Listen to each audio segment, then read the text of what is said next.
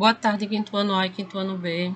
Olho aqui outra vez para trazer a disciplina de História, o assunto Direitos à Terra, ok?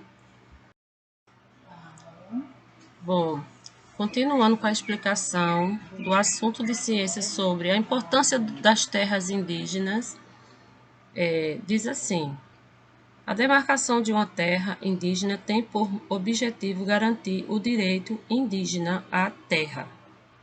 Ela deve estabelecer a real extensão da posse indígena, assegurando a proteção dos limites demarcados e impedindo a ocupação por terceiros.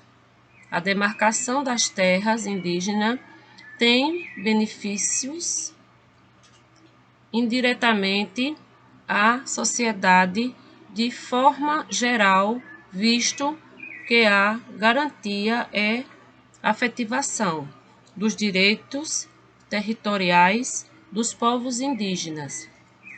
Contribuem para a construção de uma sociedade pluriétnica e multicultural.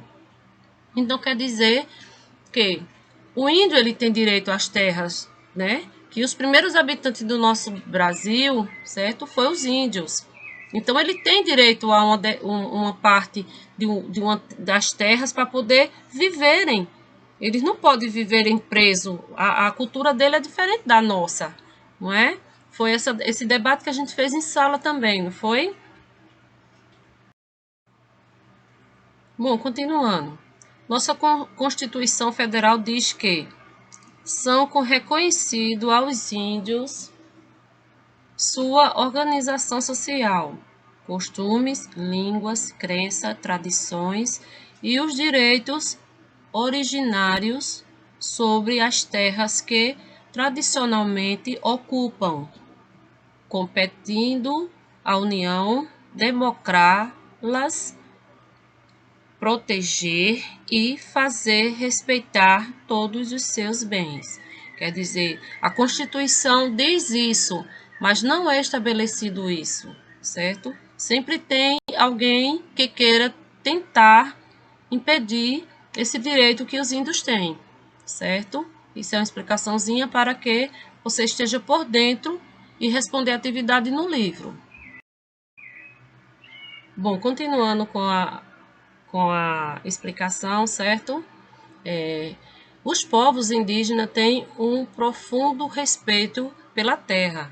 Eles a consideram como uma grande mãe, que os alimenta e dá vida, porque é dela que tiram todas as coisas que precisam para a sua sobrevivência física e cultural. Para eles, a terra não é apenas vista como um bem a ser explorado e depredado, mas algo vivo. A tia já falou na sala de aula sobre isso, não foi? Que os índios, ele cuida da natureza. Eles tira, mas também ele coloca. Eles preservam a natureza, não é verdade? Que são os brancos, entre aspas, né? Falando assim, que sem ser índios, né? Que estão fazendo o que estão fazendo na Amazônia, né? Fazendo aqueles desmatamento, indo de frente com os índios e não vê por um minuto que mais na frente todos em si podem sofrer. E a gente já está sofrendo a respeito por falta disso, não é? Então é isso mesmo, como tem dizendo aqui. Muito linda essa explicação. Que o índio ele não vê a terra como um bem para explorar, e sim um bem para cuidar. E é como se fosse uma mãe. Ela abraça e dá como em si. Ela dá os frutos. É um meio de contribuir pelo o que fazem, né? Ok? Bom, continuando com nossa revisão de história sobre os povos indígenas do Brasil. A denominação mais conhecida das várias etnias não é quase nunca a forma como seus membros se referem a si mesmos, e sim o nome dado a elas pelos brancos ou por outras etnias. muitas vezes inimigas, que o chamavam de forma depreciativa, como é o caso dos capós. Ele, entre as primeiras obras publicadas sobre os povos indígenas brasileiros no século XVI. Entraram-se os livros escritos pelo mercenário alemão Hans Stedman, pelo missionário francês Jean de Lery e pelo historiador português Pero de Magalhães Cândido, certo? Bom, no término da revisão de história, direito à terra, os índios, diz assim: o índio de antigamente.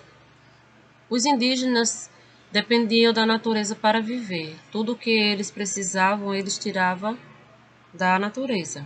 Existem entre 3 a 4 milhões de índios espalhados nos 4 cantos do Brasil. O contato com os portugueses e os indígenas prejudicou os índios. Os portugueses tomaram a terra deles e por isso foram escravizados. Horrível, não é?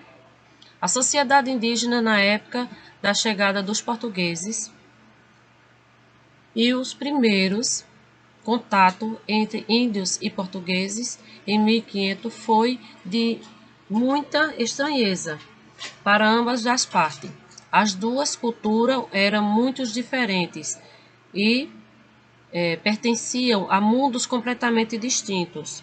Sabemos muito sobre os índios que viviam naquela época, graças à carta de Pero Vaz de Caminha, escrivão da expedição de Dom Pedro Alves Cabral, e também os documentos deixados pelos padres jesuítas, certo? Qualquer dúvida, só é me perguntar que a tia está disponível para vocês, tá?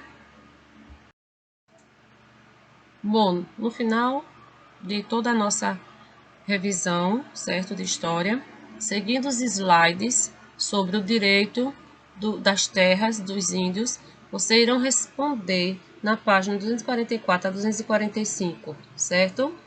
E especificando, responda também a página 242, certo? Qualquer dúvida,